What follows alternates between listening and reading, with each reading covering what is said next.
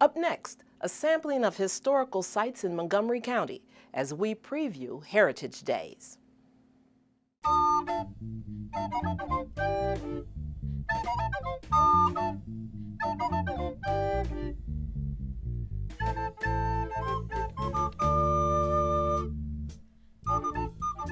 Hi, I'm Gail Street, and this is Paths to the Present.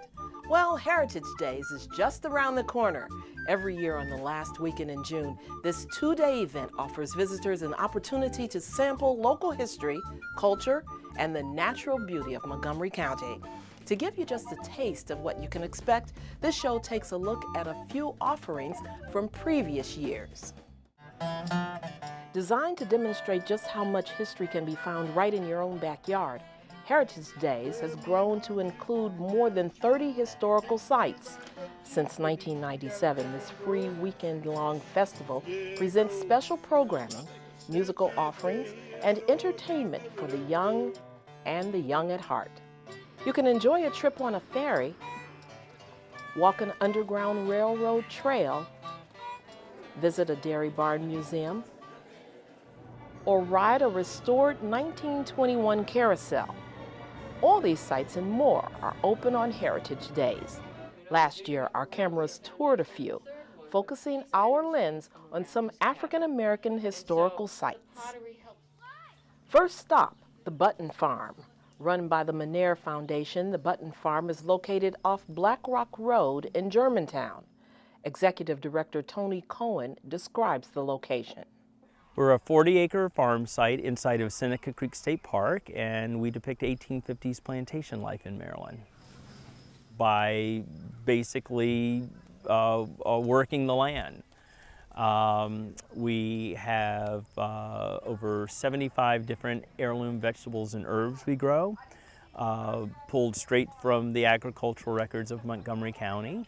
We have heritage breed animals from that period of time, and we're restoring the buildings of our farm. We are currently erecting an 1850s log cabin in our 17-acre field, which will become our 1850s farm.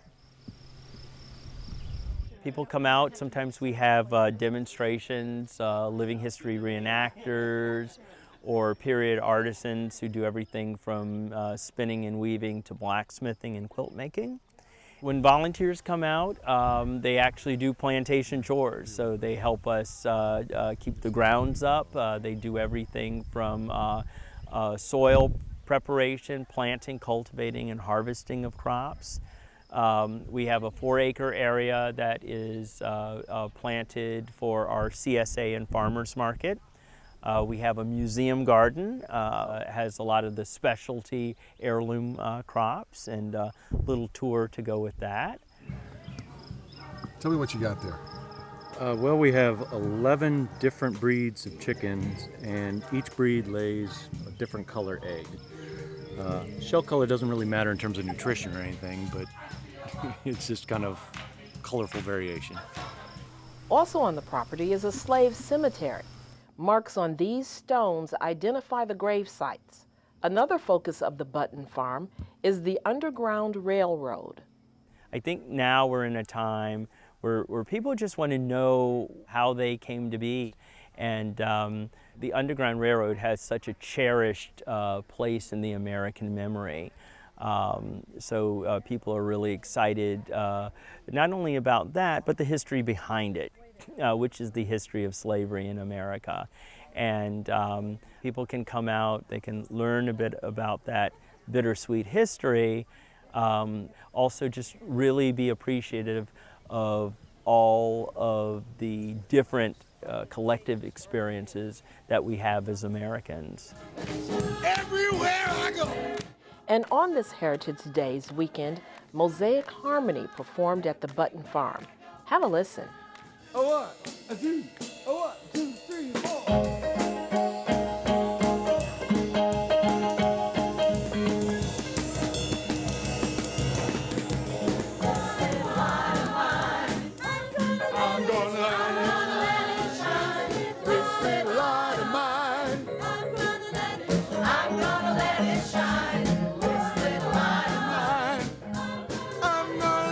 shine, let it shine. Let it shine, let it shine. This little light of mine, I'm gonna let it shine. This little light of mine, I'm gonna let it shine. I'm gonna let it shine. This little light of mine, I'm gonna let it shine. Let it shine, let it shine, let it shine, let it shine, let it shine.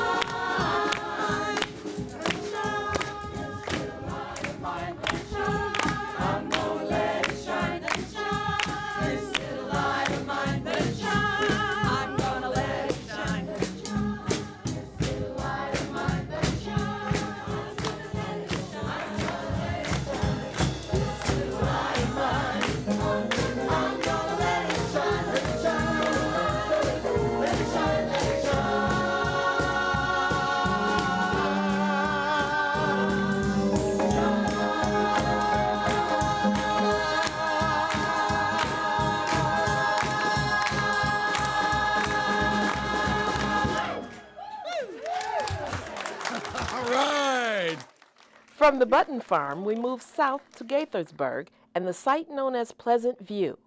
Vernon Green's ancestor donated the land to the community. The Pleasant View site consists of 3 acres. You have a cemetery. You have this church. They also built a school here. And that was before public education for blacks. The land for the church was purchased in 1868 by my great-great-grandfather. He donated land for the church, but they couldn't afford to build a church for 20 years, so they worship in schoolhouses. And then I think in 1888 they built the first structure. That schoolhouse wasn't the original schoolhouse. The original schoolhouse was in 1872. That schoolhouse was moved over here in 1901. At that time it was segregation, and the black school burnt down. So they moved it over here. And that school itself is at least since 1902. On this day, a former alumna returned to reminisce. There used to be 2 teachers here, one on that side of the room and one on this side of the room. Probably had about maybe 2 rows, of each grade. This was the only room. They built that room over there later on, and it went from the 5th to the 7th grade. The folks at Pleasant View put on a good old-fashioned church picnic. There was food, fellowship, and of course, music. Here's an excerpt by the Royal Harmonizers.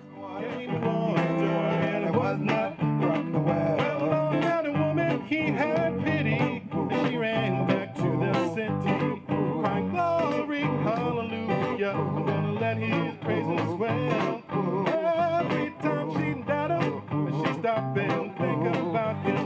The man that gave her the living water, and it was not from the well. He gave her water, Jesus gave her water, Jesus, he gave me water, I'm gonna let his praises swell. Gave us that everlasting water.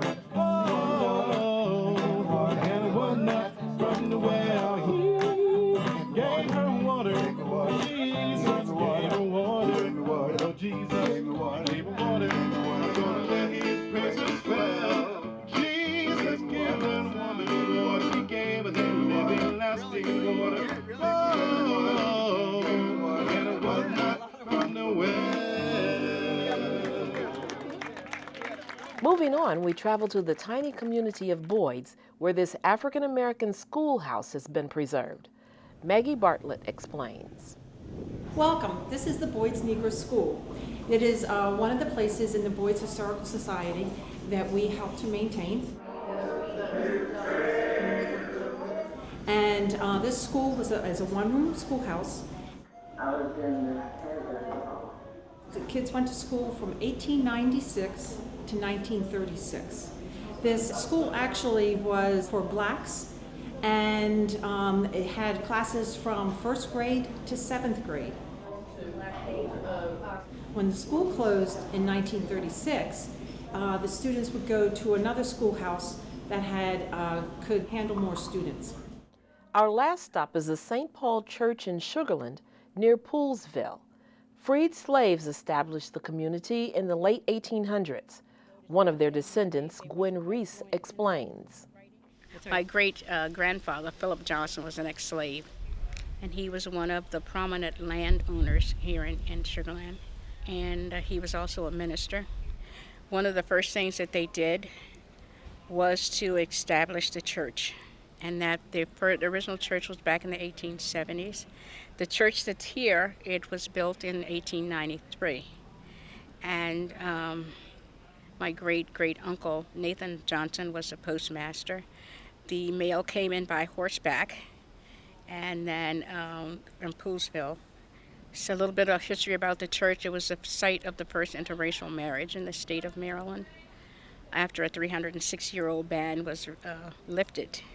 The cemetery dates back to the early 1800s. There's one thing that I would like to mention is that when we had the original church, the original cemetery was in front of the church. There's a little plaque honoring them.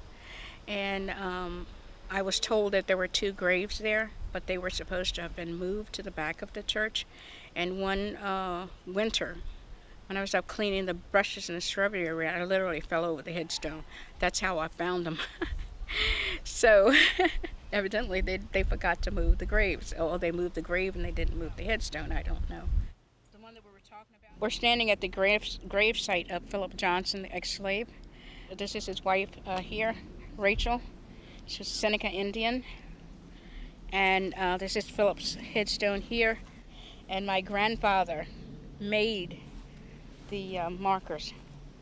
And if you notice back then, you know, they wasn't that fluent in writing. So if you notice, the S is backwards. But it's really cool. And we're still using the cemetery to the present time. People are still being buried here.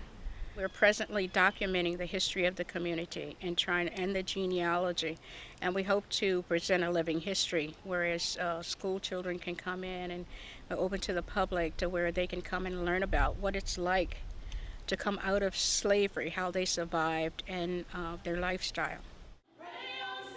Inside the church, the Washington Revels Jubilee Voices treated visitors to a performance. Sun don't set in the morning, Lord. Sun don't set in the morning. Light shine round the world. Pray on, sister. Pray on, sister. Pray on, sisters. Light shine round the world. Sun don't set in the morning. Sun don't set in the morning, Lord. Sun don't set in the morning. Light shine round the world. Pray on, brothers. Pray on, brothers. Pray on, brothers. Light shine round the world. Sun don't set in the morning. Sun don't set in the morning, Lord. Sun don't set in the morning. Light shine round the world.